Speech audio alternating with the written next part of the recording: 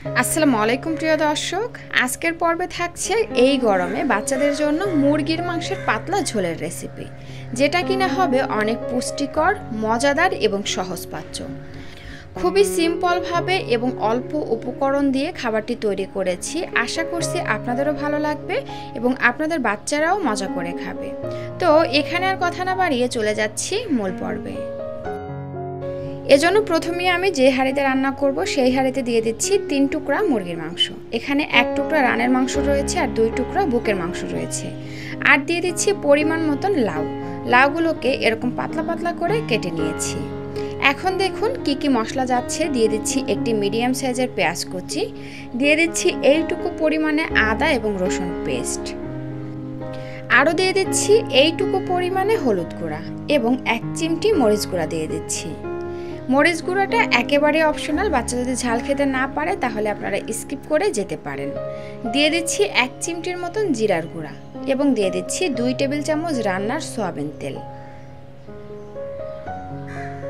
আপনারা এখানে রান্নার তেলের পরিবর্তে ঘি অথবা বাটারও ব্যবহার করতে পারেন। এবং দিয়ে দিচ্ছি 2টি এলাচ আর 2 টুকরা দারুচিনি। এবার হাত দিয়ে প্রতিটি মশলা মুরগি এবং লাউয়ের সঙ্গে ভালোভাবে মেখে নিচ্ছি।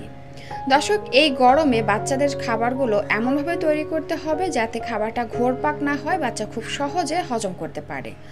অল্প তেল, ঝাল এবং মশলায় বাচ্চার খাবারগুলো তৈরি করবেন। একটা ঢাকনা দিয়ে ঢেকে কিছুক্ষণের জন্য রেস্টে রেখে দিলাম। 10 মিনিট পরে চলে আসলাম চুলায়। এবার চুলার আঁচ মিডিয়াম এবং হাইয়ের মাঝামাঝি রেখে আমরা এগুলোকে ঘন ঘন নেড়েচেড়ে ভালোভাবে কষিয়ে নিব।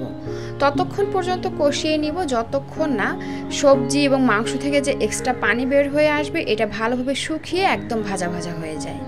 যখন এটা ভালোভাবে ভাজা ভাজা হয়ে আসবে এবং সুন্দর একটা ফ্লেভার বের হবে, এই পর্যায়ে সব কিছু ভালোভাবে সিদ্ধ হওয়ার জন্য দিয়ে দিব পরিমাণ মতন পানি।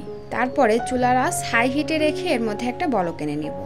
যখন এর মধ্যে ভালোভাবে বলক চলে আসবে একটু নেড়ে চেড়ে দিয়ে একটা ঢাকনা দিয়ে ঢেকে এগুলোকে আমি ভালোভাবে রান্না করে নিব।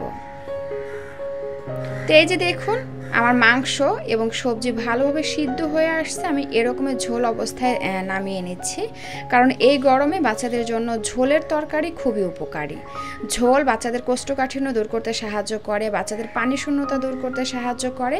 এছাড়া বাচ্চাদের খেতেও কিন্তু অনেক আরাম হয় যদি খাবারে ঝোল থাকে।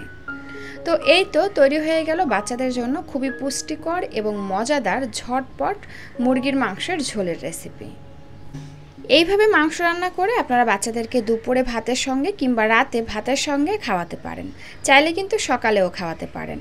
তো দর্শক, এই ছিল আমার আজকের আয়োজন। ভিডিওটি ভালো লাগলে প্লিজ একটি লাইক দিবেন এবং বাচ্চাদের সহজ রান্নার পুষ্টিকর খাবারের রেসিপি পেতে আমার চ্যানেলটি সাবস্ক্রাইব করে বন্ধু হয়ে পাশে থাকবেন।